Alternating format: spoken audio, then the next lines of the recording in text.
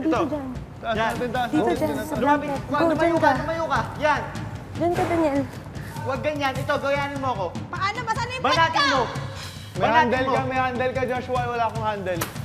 Yan, banatin mo lang. Banatin mo lang. Yan.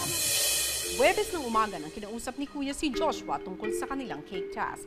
Nais kong ipaalam sa iyo na mayroon isang malaking pag-aatake na mangyayari. At kapag narinig niyo na ang hudyat ng pagtigil, bibigyan ko lang kayo ng 1 minuto para mapalitan ang lahat ng mga kandilang napatay. Maganda na lang po ulit kami, kuya. Sinabi sa akin ni Kuya, may mangyayari daw na malaking pagsugod. So ito ngayon, bigyan tayo ni Kuya ng tulong para mapanatili natin yung mga yan.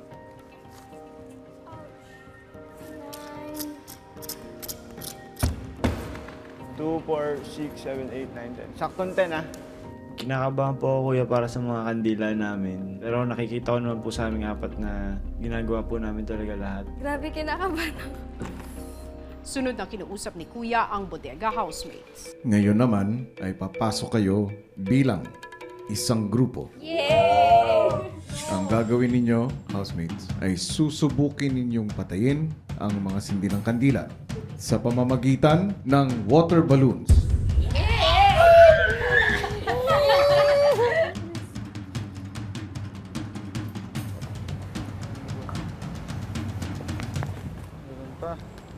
Uy! Hoy! Dito yung atake niya. Galing sa taas. Galing sa taas. Dito. Wait. Nasa bubong. Hanapin nyo. Da. Layo. Ano na?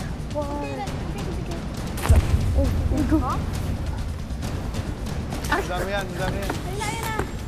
Banatin mo. Layo mo. Lumayo ka sa kandel. Lumayo ka lang sa kandel. Kamusta ang naging hamon? Saya po. Masarap.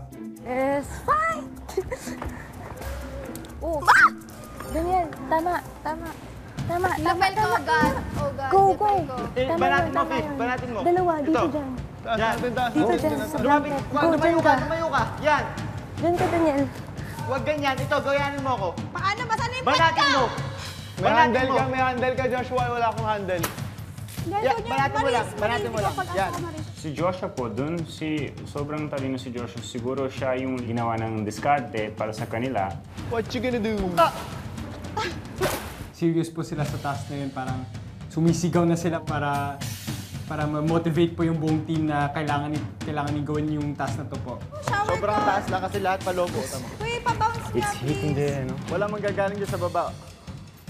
Ayusin mo mabilis, Liza. Okay lang. Kay Joshua naman po, kuya.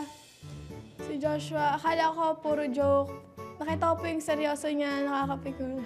I'm gonna hit Maurice. Go, hit na rin. Yan ang ganinin mo, Ran. Paano? Wala. Baseball ka doon. Nasira na eh. Masaya po, from being bodega po to that, syempre, at least may attraction kami.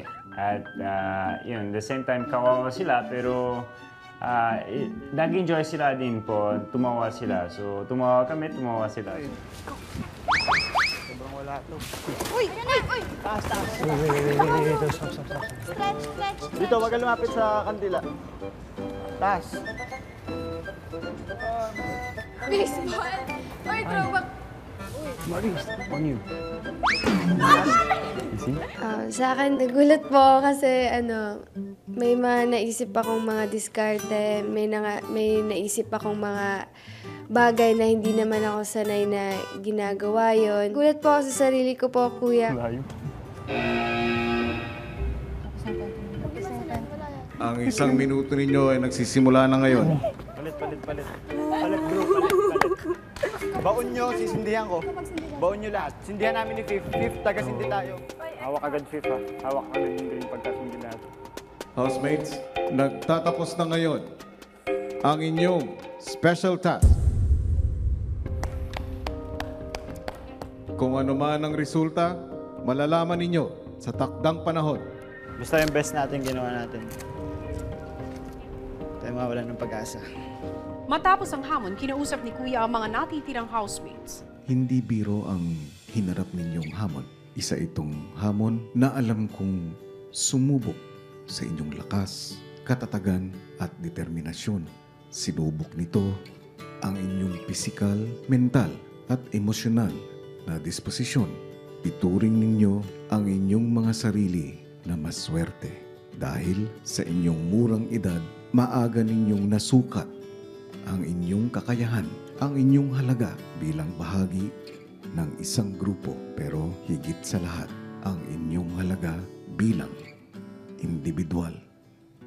Naway patuloy ninyong hamunin ang inyong mga sarili, subukin pa ang inyong kakayahan, abutin ang anumang inaakalang imposibleng maabot.